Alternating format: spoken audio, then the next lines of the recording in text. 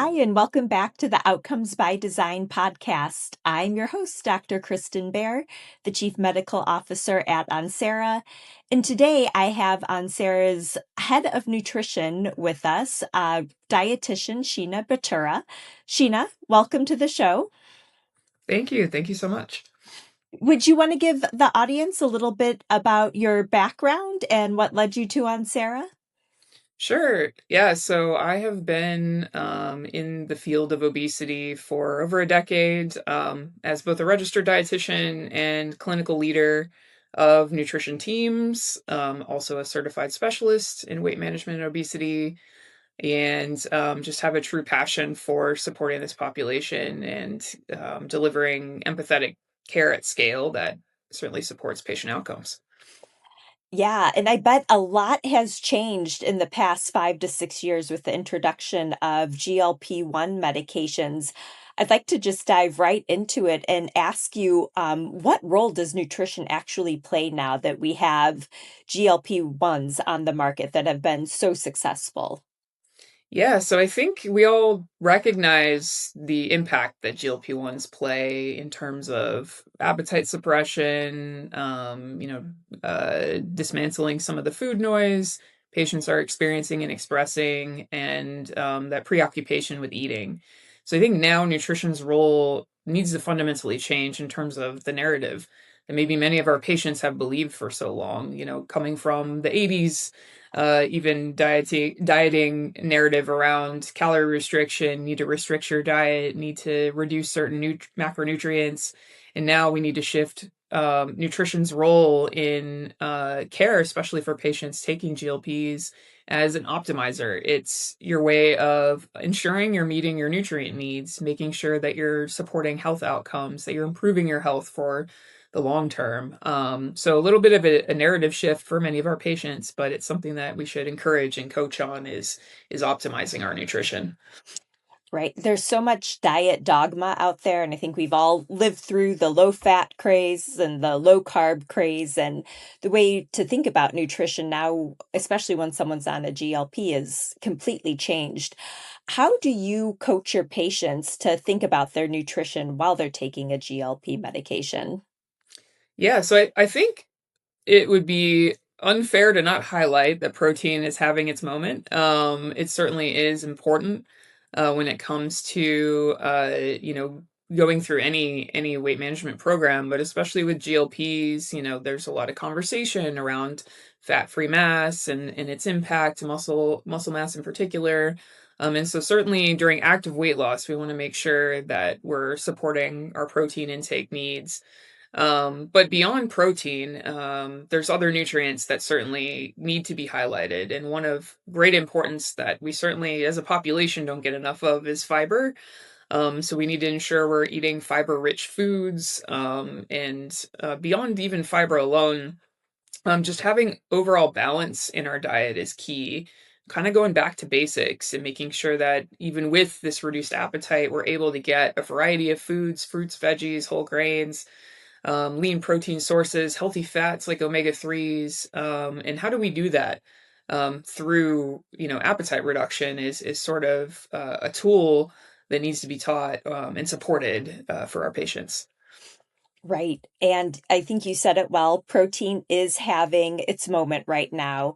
And I think a lot of that is due to this fear mongering around muscle loss and even bone density changes. And, there's a lot of different, I'll say, a lot of different channels out there where people can get information. Some of it is not always accurate.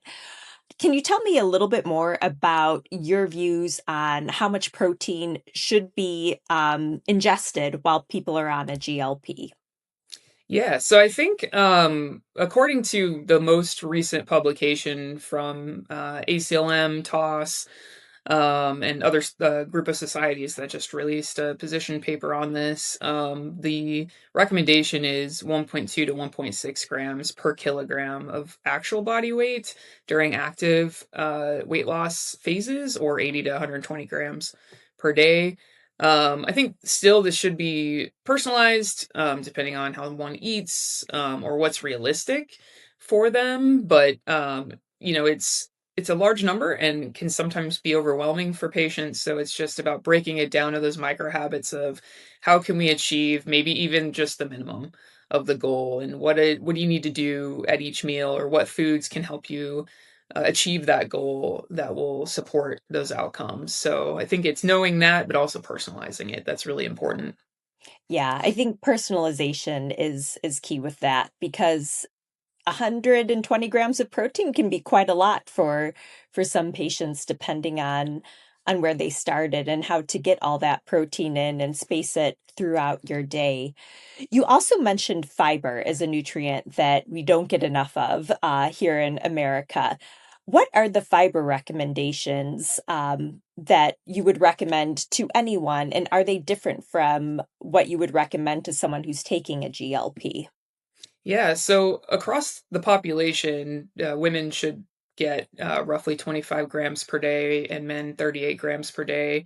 But when it comes to taking a GLP, it may be that if you're experiencing any sort of GI side effects, or, with increased protein, sometimes even despite the potential side effects, you can experience some constipation, or not necessarily having as regular a bowel movement as perhaps you did previously, or even the opposite. And so fiber can be adjusted to support either constipation or diarrhea, depending on what is being experienced. And so you may need more, you may need to tweak it to reduce even gas or bloating. And so it's really about, again, finding what is the optimal amount for the person who's at the end of all of this. But those are the general recommendations that are population based. And with side effects on GLPs, there are a lot of diet tweaks one can make to help minimize that. Do you have any favorite tips you give your patients on how to minimize side effects through diet? Yeah, I think if you go through some of the core GI side effects, so nausea being the first one, ginger tea, ginger chews are something I really enjoy myself if I'm experiencing that at any point. So that's one way. And sometimes with nausea, it's just not eating enough, believe it or not. So if you are a breakfast skipper, which a lot of folks are, making sure that you're getting something in the morning can sometimes help reduce nausea over time.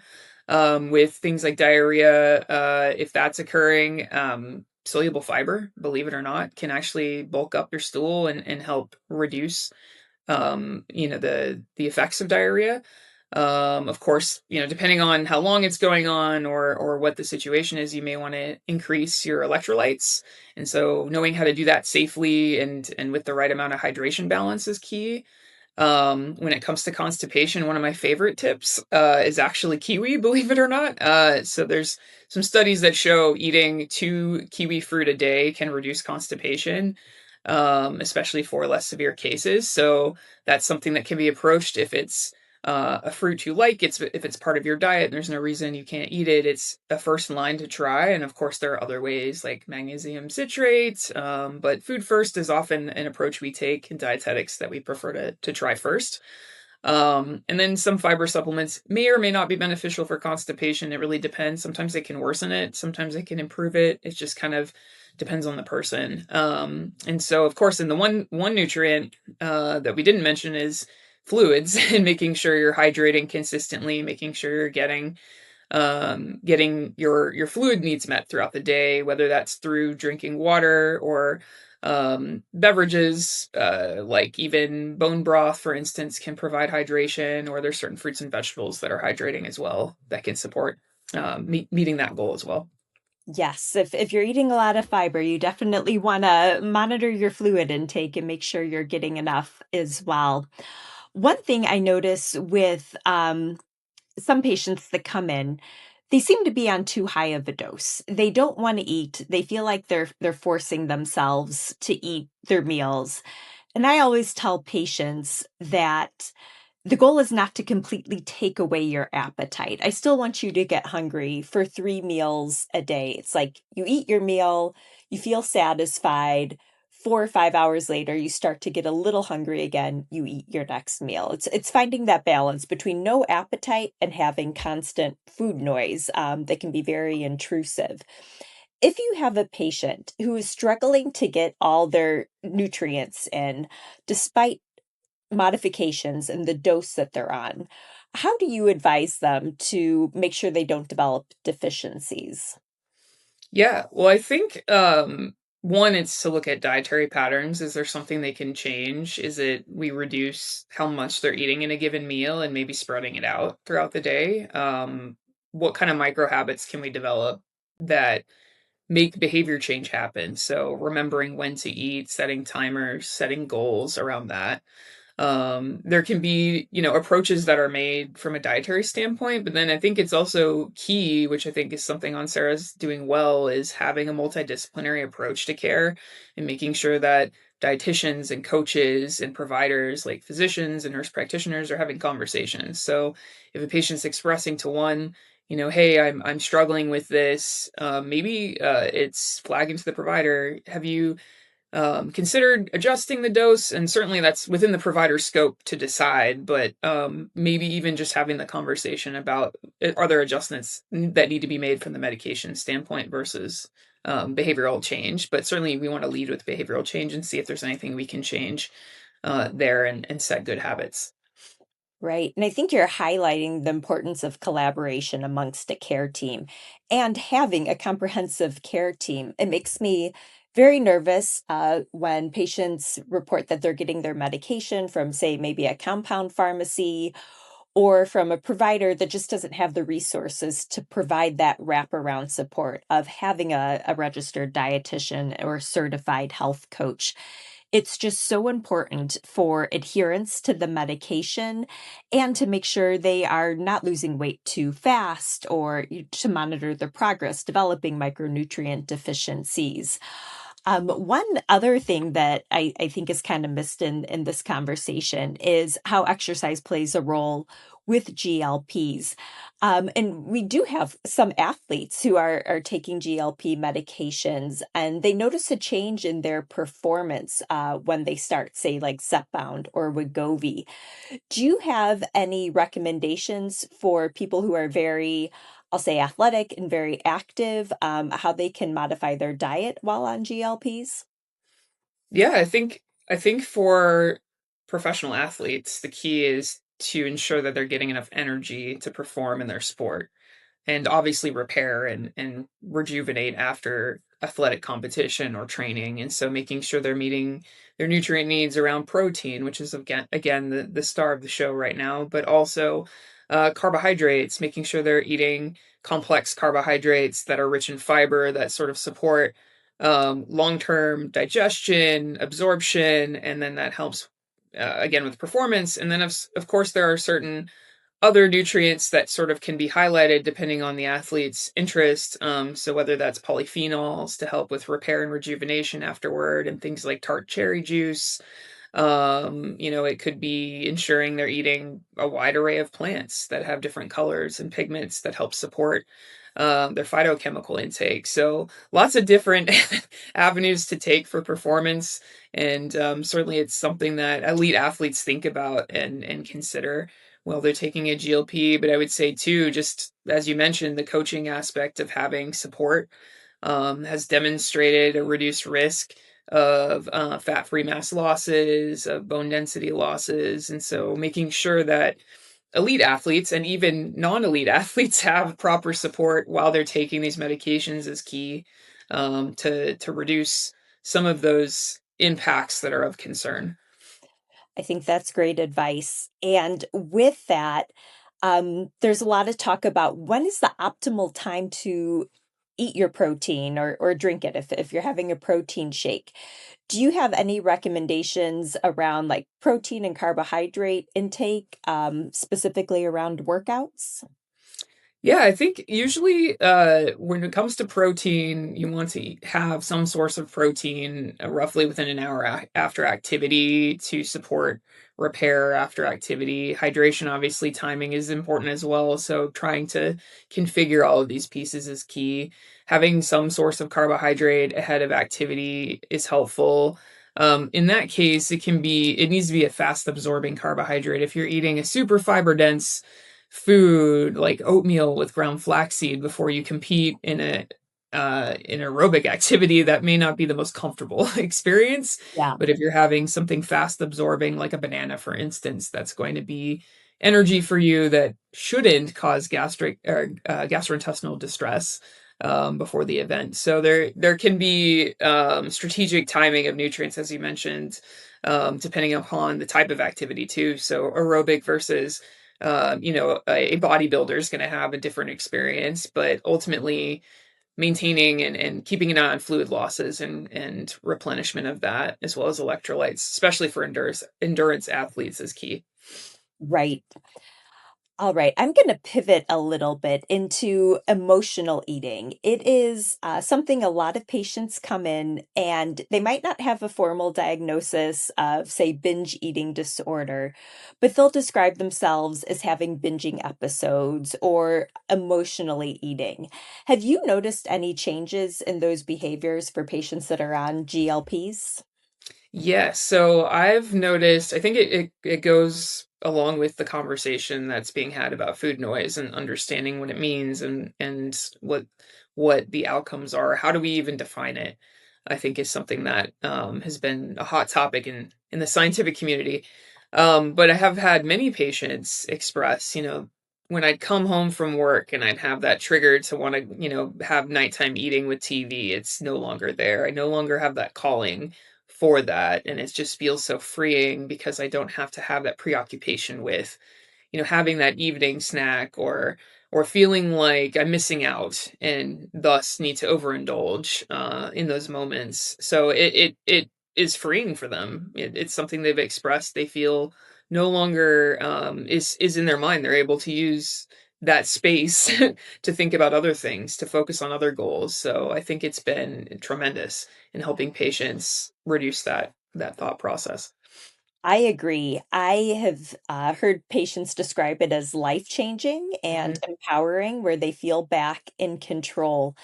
And Zepbound and Wegovy do not have FDA approval for binge eating disorder, but off-label, I've definitely prescribed Zepbound for it before, and even low doses, 2.5 milligrams to 5 milligrams, really makes a difference in patients' lives, even when weight loss isn't necessarily the goal. And of course, if we're not trying to lose weight, we can always modify the diet, make sure the calories are on par with maintenance and not weight loss.